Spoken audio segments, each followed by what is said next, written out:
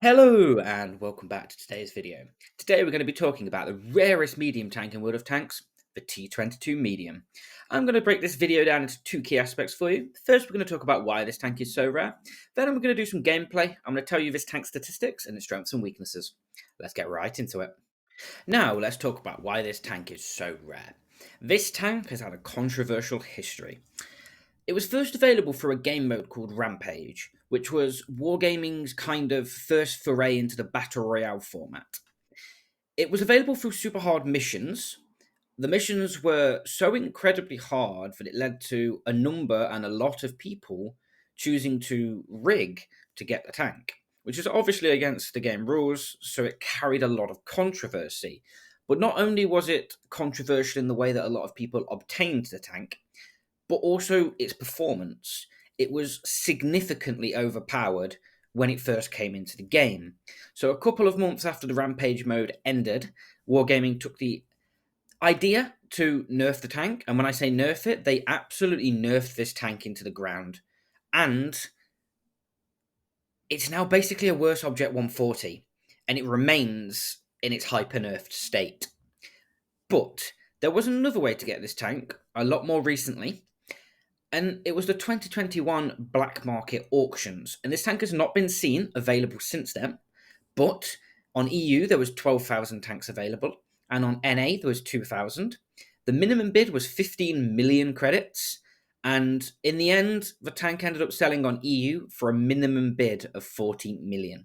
So either ways to obtain this tank were incredibly exclusive, which is why this tank is the rarest medium tank. Right, let's talk about some statistics now through some gameplay. Let's get right into it. Now let's get right into some gameplay. We're going to be watching the T-22 Medium on Corellia, and I'm going to show you what it can do, but also its limits. Let's get right into it. So, the T-22, as I stated when I was introducing it to you, used to be incredibly overpowered. It simply was the best medium tank in the game back in 2015. It had the gun of the Leopard 1, but the armor of a 140. So you can imagine how strong that was, and as to why it needed those nerfs. But when Wargaming did the nerfs, they were incredibly heavy-handed, and arguably rightfully so, and nerfed this tank into one of the worst performing tier 10 medium tanks. So, let's talk a little bit about those statistics now. So, when you're maxing this tank out, when I say min-maxing, I'm talking using hardening, V-stabs, rammer, all bond, and you're using food, and you've got all the field mods, you can get this tank's DPM up to 3.2k, and you go, but hold on, 3.2k, that's really good DPM. Yes, and no. This tank's gun handling is its limit. It has, when you say 1.98 seconds aim time, you go, ooh, that's actually not too bad. What are you talking about, this thing being, nerfed? It's got 0.34 dispersion. That's like heavy tank dispersion. So yes, it might have the DPM. Yes, it's got the aim time, but it just, at range, you're just not going to be hitting anything. Just imagine the 140's gun with the 430's level of bloom, any form of range pot from as close as you can get. It's limited by that. It's got a decent ammo kind of combination. So you've got the APCR and you've got the key. That's kind of nice. You've got the APCR for your sniping from the long range. You've got your heat for pretty much just penning your heavies, which you're going to be fighting. And its penetration is decent, don't get me wrong. 264 standard APCR is pretty average for a tier 10 medium tank. It's gold pen 330 heat, same as the STB. It's very nice. You can pen most things with it. And, you're probably sitting here and going, but why is this tank bad? When you just bring it together as an overall package, it's incredibly hard to make it work. It's already sat on the back foot, and then its statistics just limit it. Its armor also is a limiting factor. It can side scrape. It can side scrape very well. It can shot bait, it can over angle, and if they shoot your side armor, and especially your lower side armor, they will ricochet every time. Unless they're, we're talking a shit bomb with AP. They are going to struggle to... You're going to struggle to bounce those. But, you know, anything else that you're going to be fighting, you can just over-angle your side armor. And providing they don't hit... And I'll pause it so I can show you. So providing they shoot this here, they're going to ricochet. This thing has got a V-shaped hull. Its hull is shaped like this. So if they hit anywhere here, it's going to ricochet. But, as you can see, it has a boat-shaped hull. A little bit like the IS-7, a duck nose as some people call it. And if they hit anywhere here, they're just going to insta-penetrate. It's 200mm. Tier 8 is just going to absolutely butter that. It is the limiting factor because it is the entire front of the tank. So good players, when you side scrape, won't shoot your side. They will just shoot you through the front and they'll pen you every time. This thing does have the ability to go all down. Relatively okay. Its gun depression is its limiting factor. It's got the standard Russian gun depression of 6 degrees.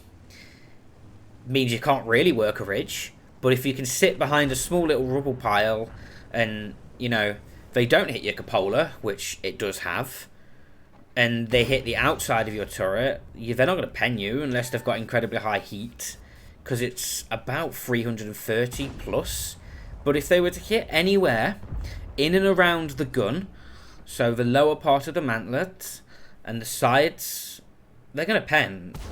It's 250mm. It's a massive weak spot, and it does mean that you can't really sit all down.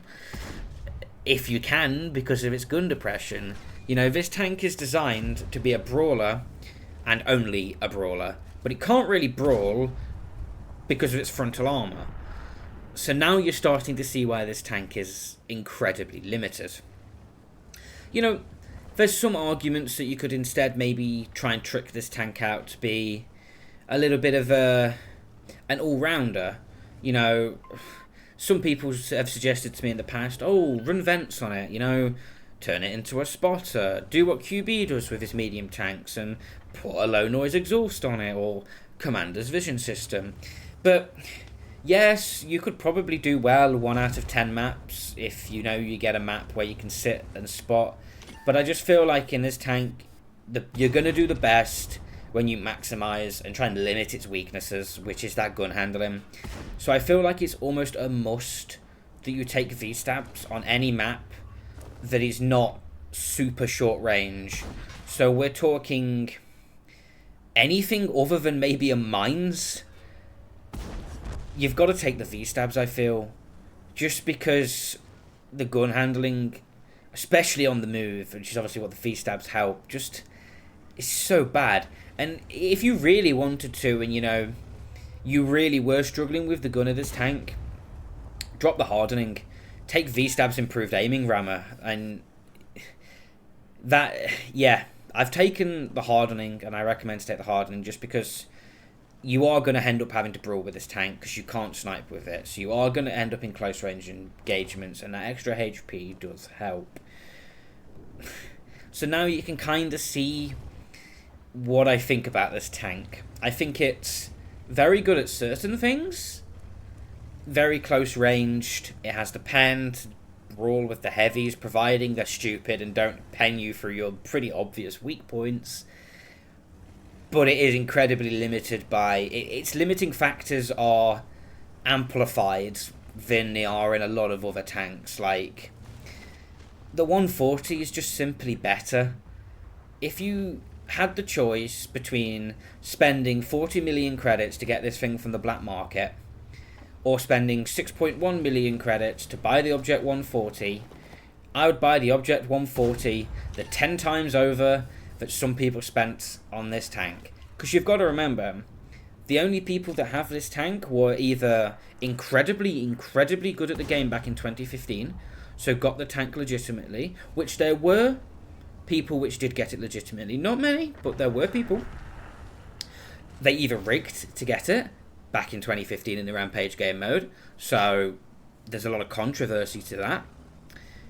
Or they spent 40 plus million credits to pick it up in the black market with, you know, I saw screenshots back in 2021 when this thing came out in the black market of people spending 100 million credits to get this thing because it had that stigma around it. It was that incredibly exclusive tank that nobody had because you either had to rig to get it or be an incredible player. And even then, with people rigging to get it, in the grand scheme of things, not that many people got it.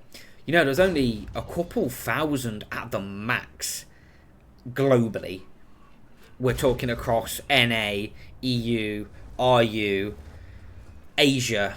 There was very, very few people that got it. And yes, there are more now, because in total there was probably around 35 to 45,000 available through the black market back in 2021, with RU I think getting around 30-ish thousand. So it was probably around 50,000 came out onto the servers. But even then, compared to a majority of the tanks that are available in the game, it really is not that many. And all you have to do is go onto tomato.gg, have a look at how many games have been played on this tank in the last 60 days.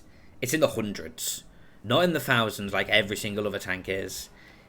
There's some super test tanks that, when they've been being tested, have had more games played in the last 60 days than this thing.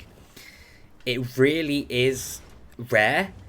So if you're lucky enough to spot one out on the battlefield, you know either they are a whale and they've saved up their credits, they rigged to get it, or be careful, because they're probably an incredibly good player.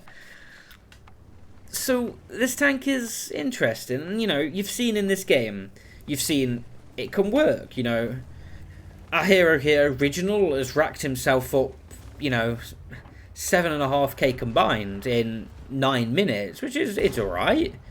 It's not bad, it's not incredible, but it just shows you this tank can work in the right hands. When a player knows its weaknesses, what it's capable of, and knows how to work around them.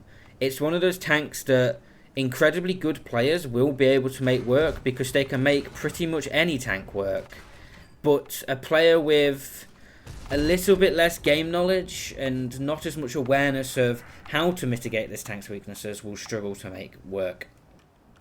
And as we've seen here, this game ended in a draw with still 5k HP left in the enemy team, but that's Corellia for you. But yeah, to sum up, this tank, it's okay. Very good players make it work. Very bad players will struggle to make it work. You can limit its weaknesses with equipment, but it's not going to go all the way. But if this tank does come back available, I'd recommend maybe picking it up, but not if it's available for 40 million credits. It's most definitely not worth 40 million credits. But I hope you enjoyed today's video, and I will see you again very soon. Don't forget to hit subscribe, like, and comment. We're going for 500 subs by the end of the year, so become a part of that, and I'll see you all again very soon. Bye!